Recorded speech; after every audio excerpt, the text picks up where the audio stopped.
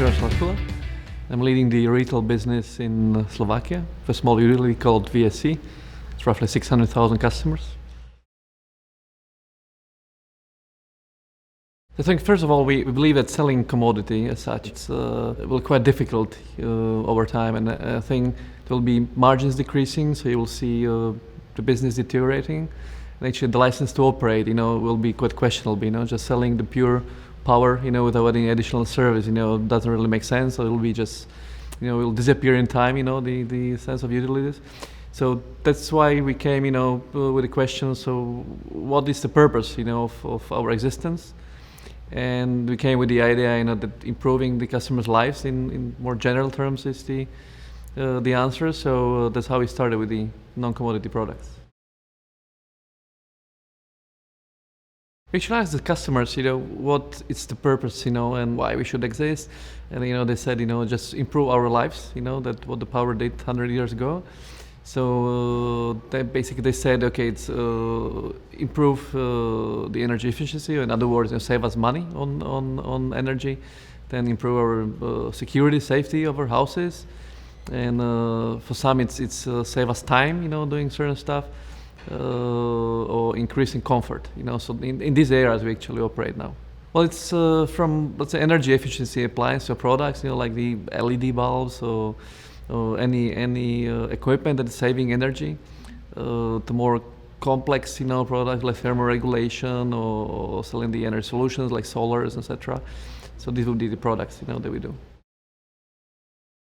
So difference is, comparing to competition, once you start to services and sell products, in home, then you'll find very competitive environment. But so we didn't want to do it the same way as the others.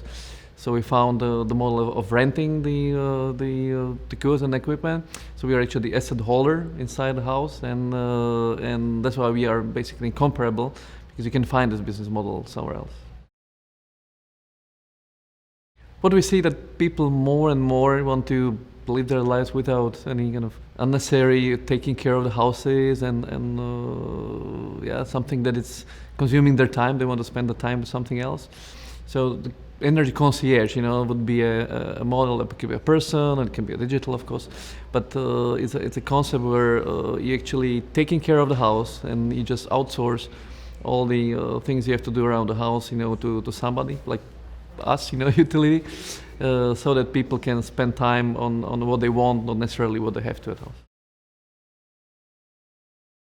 So one thing what the customers trust usually, their perception is that it's been here for 100 years and it will be here for 100 years, So they are willing to enter into a long-term relationship, so that is good. What we have to improve is that we have relatively low number of contacts, with the customers. So if you really want to have the trust relationship, we have to really increase the frequency of contact and the topics we discuss with the customer. So when I explain my colleagues what do you mean by trust and having a relationship with the customer, not many people can really imagine what it is. So I'm using that example of personal relationship. So imagine any partnership, on a personal level. And the number of contacts we used to have, was one contact every 2 years. So imagine, if you would contact your partner once every 2 years, it would probably not last for too long. So if you don't have regular contact, then a lot of discussions, and really about things, which are very personal and personalized to some extent, then we cannot really talk about engagement and trust.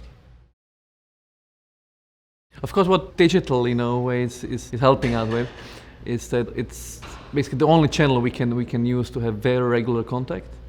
For let's say normal price.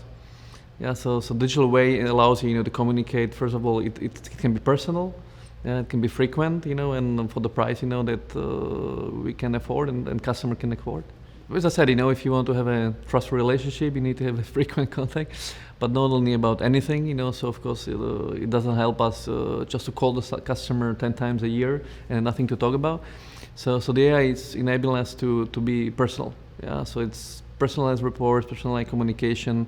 We actually, the customers really see that we care about, the customers and we know them. on personal level. Otherwise, it's very general, and they think we just want to sell something, but not to help them.